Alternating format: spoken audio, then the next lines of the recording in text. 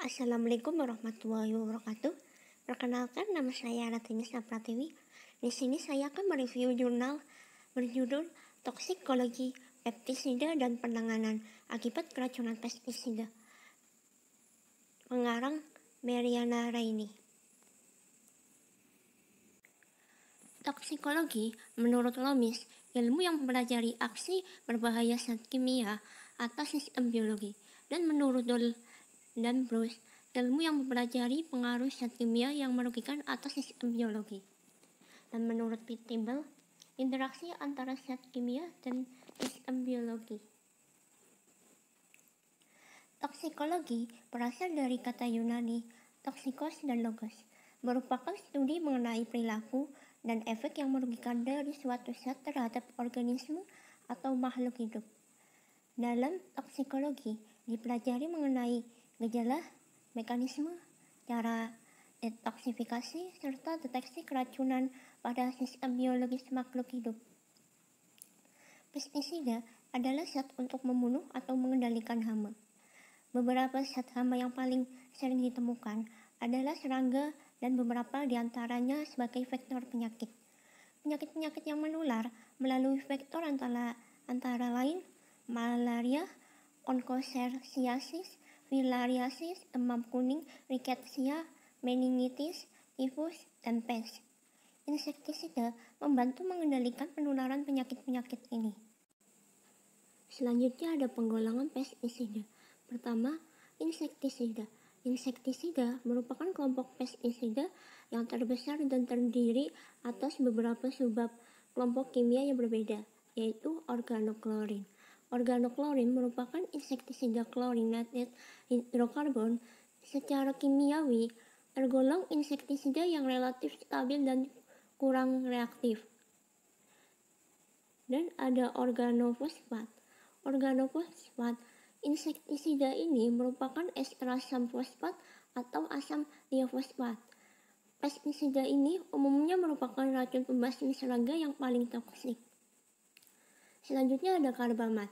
Karbamat, kelompok ini merupakan ester asam N-metil karbamat, bekerja menghambat asetilkolinesterase, tetapi pengaruhnya terhadap enzim tersebut tidak berlangsung lama karena prosesnya cepat reversibel.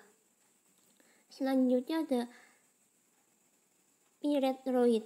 Pyrethroid berasal dari pyrethrum, diperoleh dari bunga Chrysanthemum cinerariofolium. Insektisida tanaman ini adalah nikotin yang sangat toksik secara akut dan bekerja pada susunan saraf. Selanjutnya yang B ada herbisida. Ada beberapa jenis herbisida yang toksisitasnya pada hewan belum diketahui dengan pasti. Antara lain senyawa klorofenoksik. Senyawa klorofenoksik misalnya 2,4-D, 2,4 asam diklorofenol siasetat, dan 2,45-T, 2,4, 2,5 asam triklorofenoksiasetat. Senyawa-senyawa ini bekerja pada tumbuhan sebagai hormon pertumbuhan. Selanjutnya ada herbisida piperidil. Misalnya paraquat dan diquat telah dipergunakan secara luas. Toksisitas zat ini dilakukan lewat pembentukan radial bebas. Dan selanjutnya herbisida lainnya seperti dinitrookresol, amitrol atau amitroliazol, karbamat, profam, dan chlorapropam, dan lain-lain. Selanjutnya C.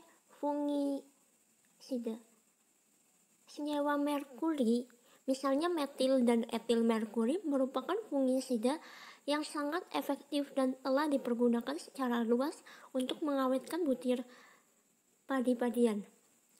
Dan selanjutnya ada senyawa dikarboksimida, antara lain dimetil diakarbomat, verbam, tiram, dan sipam. Dan etilen bis ditiokar. Toksitas akut senyawa ini relatif rendah. Dan selanjutnya ada derivat flalimida, misalnya kaptan dan volpet, mempunyai toksisitas akut dan kronis yang sangat rendah, namun berpotensi karsinogenik dan teratogenik. Selanjutnya ada senyawa aromatik. Senyawa aromatik misalnya pentaklorafenol sebagai bahan pengawet kayu.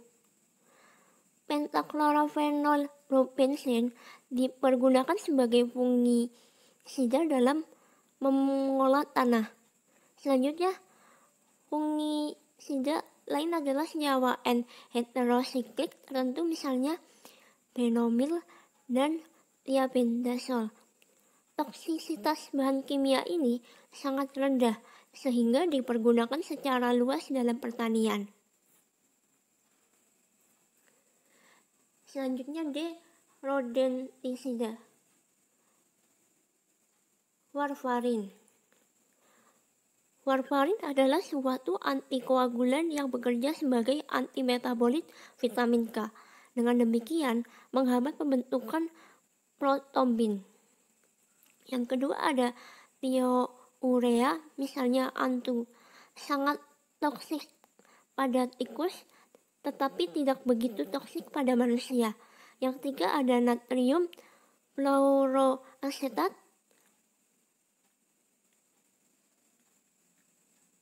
bersifat sangat toksik. Karena ini kedua zat hanya boleh digunakan oleh orang-orang tertentu yang dapat mendapatkan izin.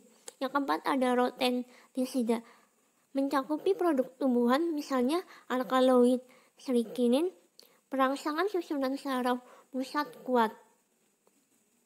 Selanjutnya humigan.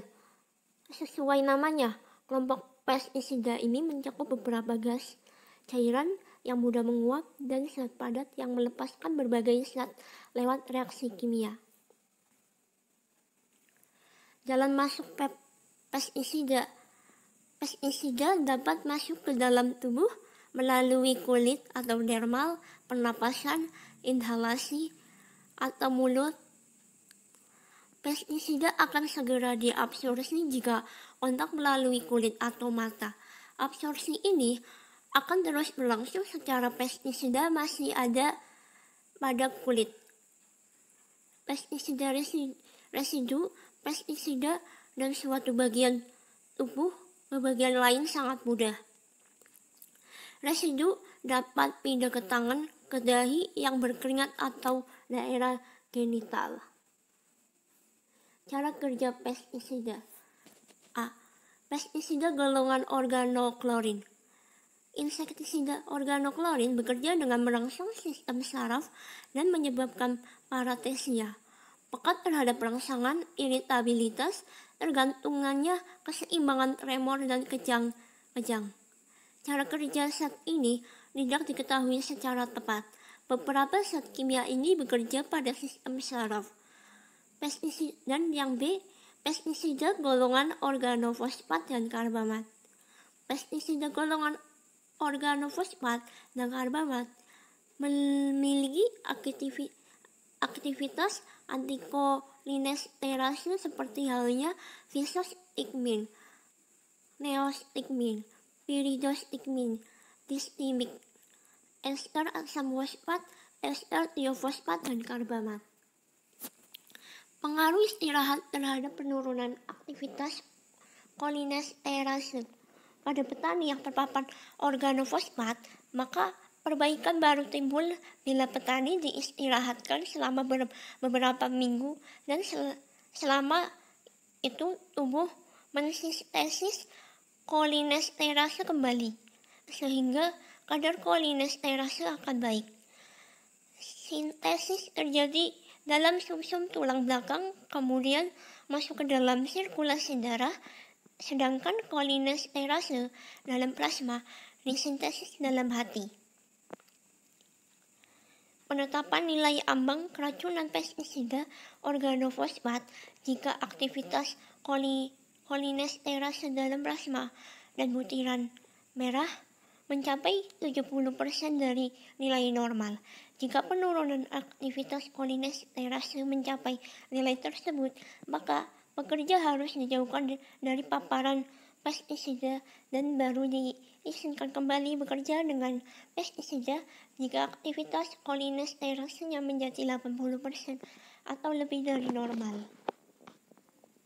Tanda-tanda peringatan. Semua pestisida toksis.